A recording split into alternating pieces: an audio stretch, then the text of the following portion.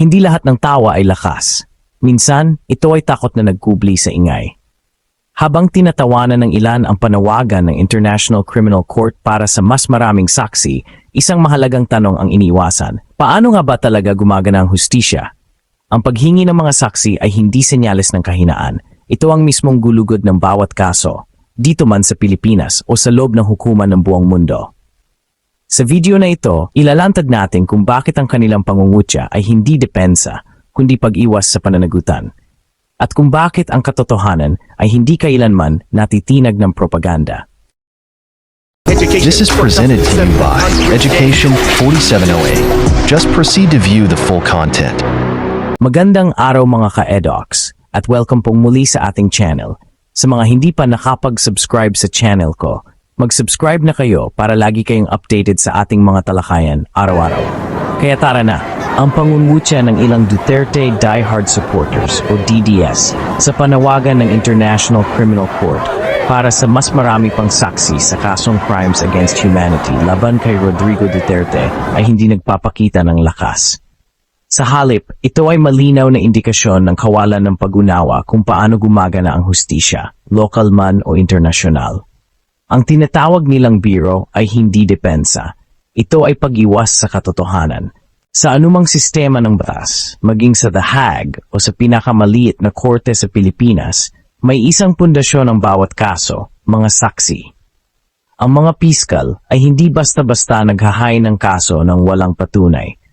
Ang testimonya ng mga saksi ang nagpapatibay sa pisikal at dokumentaryong ebidensya, nagtatakda ng malinaw na timeline ng mga pangyayari, at nag-uugnay ng aksyon sa pananagutan. Kung walang mga saksi, ang kaso ay nananatiling haka-haka. Kaya't ang panawagan ng ICC para sa mas maraming testigo ay hindi kakaiba at lalong hindi desperasyon. Ito ay isang normal at mahalagang bahagi ng proseso ng prosekusyon. Pinipilit ipinta ng DDS ang panawagan ng ICC na tila senyales ng kahinaan na parabang kapos ito sa ebidensya at naghahabol ng kwento. Ngunit ang tanong, hindi ba ito rin ang ginagawa ng mga piskal sa Pilipinas? Sa mga kasong, pagnanakaw, illegal na droga, rape at pagpatay, palagi at paulit-ulit na hinihikayat ang mga testigo na lumantad. Kung pagtatawanan ng ganitong proseso, hindi lamang ICC ang kanilang kinukutya, ang mismong pundasyon ng hustisya sa Pilipinas ang kanilang winawasak. Ang tunay na layunin ng pangungutyang ito ay hindi ipagtanggol si Rodrigo Duterte. Ito ay ilihis ang usapan mula sa bigat ng mga paratang. Libu-libong buhay ang nawala, mga pamilya ang nawasak, mga komunidad ang nabuhay sa takot sa ilalim ng tinaguriang giyera kontra droga. Sa pagbabaliwala sa panawagan para sa mga saksi, sinusubukan lang gawing katawa-tawa ang paghahanap ng hustisya. Ngunit ang kanilang tawa ay hungkag sapagkat hindi nito kayang burahin ang katahimikan ng mga pinaslang. Hustisya na lampas sa hangganan. Malinaw ang mandato ng International Criminal Court.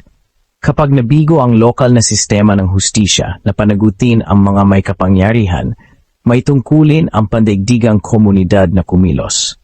Umatras man ang Pilipinas sa Rome Statute, hindi nito binubura ang mga krimeng naganap noong kasapi pa ang bansa. Ang jurisdiksyon ng ICC ay nananatili. Ang mga saksi ay hindi mga kasangkapan ng politika. Sila ang tinig ng katotohanan, buhay na alaala ng mga pinatahimik at huling pag-asa ng mga pamilyang naghahanap ng hustisya. Pangwakas, maaring pagtawanan ng DDS ang panawagan ng ICC. Ngunit sa bawat biro, mas malinaw ang isang bagay, takot sa pananagutan.